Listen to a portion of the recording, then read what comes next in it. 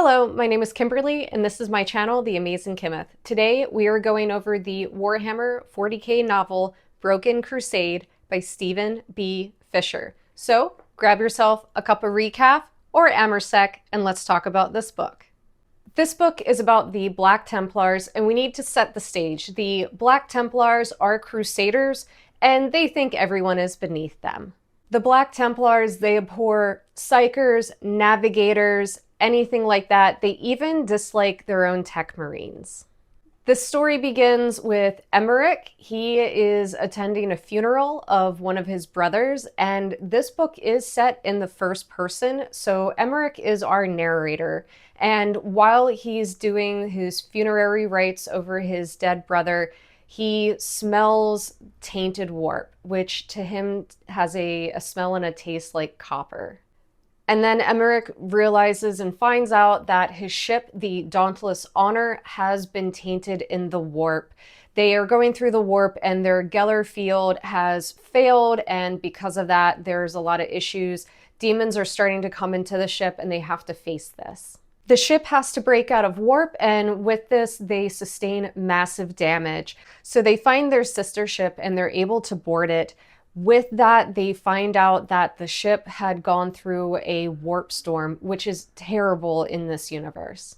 The sister ship's name is the Spiteful Blade. They are able to board it. They fight demons, but they end up having to abandon it, and Emmerich is full of guilt and shame because of this retreat.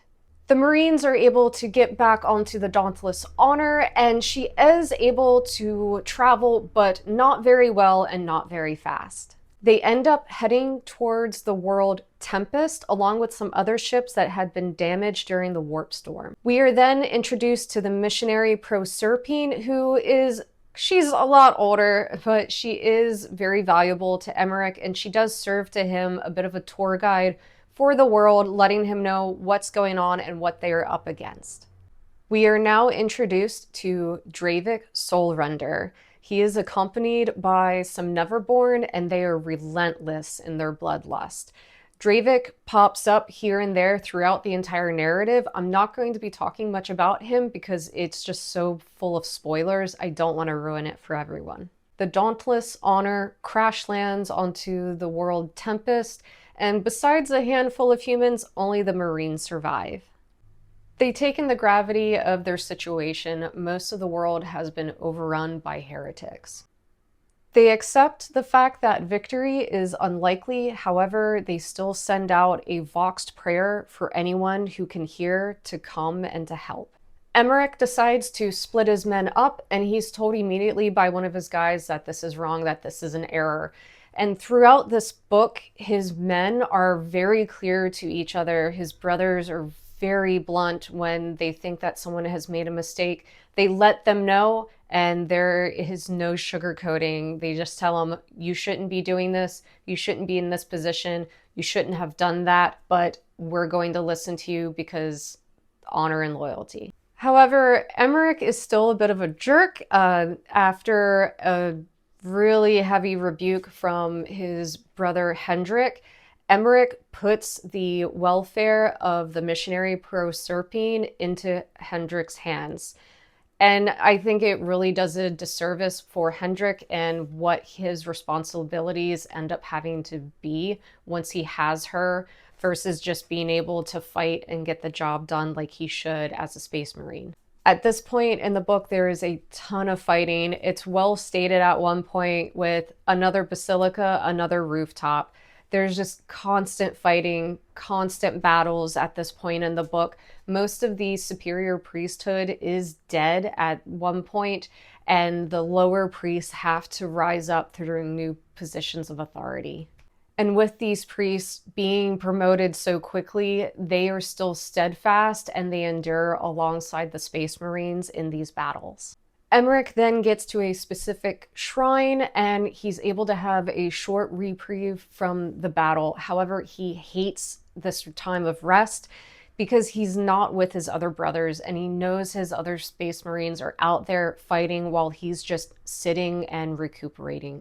After 2 days in the shrine and 2 days of resting, Emmerich finds the location of his brethren Space Marines, and he takes all the priests with him, and he sets out because there is a battle that needs to be fought. Between the chapters that Emmerich is narrating, we are then cut to the Soul Render, and it shows his internal struggle with the demons that he has, the Neverborn that he's working with, as well as a demon engine that he is working on. And it's really interesting, the dynamics of this. Again, I'm not going to go into too much detail because spoilers. However, I just really enjoyed these pieces that just show his character and how he has to deal with the Neverborn around him. Emmerich and his reunited brothers are back in the sands or a little outside of the city, and they're fighting. They're just blasting away at these heretics. And then, oh look, a Hellbrute comes. And after they deal with the Hellbrute, they then have to deal with the Demon Engine.